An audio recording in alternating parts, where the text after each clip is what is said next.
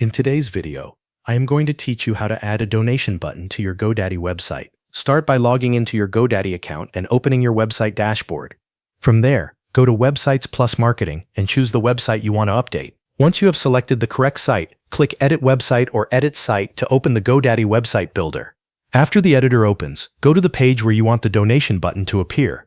This could be your home page, an About page, or a dedicated support page.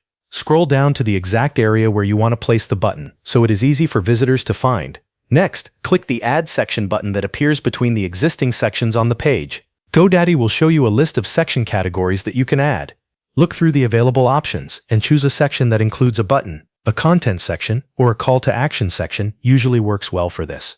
Once you find the section you want, click Add to place it on the page. After the section appears, select the button inside that section so you can edit its settings. Change the button text to Donate, or use another label that matches your website, such as Support Us or Make a Donation. Now set the button link. This is the most important part because it controls where visitors go when they click the donation button. Add the link to your donation page or to a supported online payment service that you use for collecting donations. Make sure the link is correct so visitors are taken to the right destination. After that, save the button settings and take a moment to review the section on the page. Check the button placement and make sure it fits well with the rest of your site content. If needed, you can adjust the surrounding section to make the button more visible and easier to click.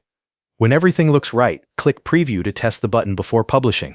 Select the button in preview mode and confirm that it opens the correct donation page or payment link. This quick test helps you catch any mistakes before visitors see the update.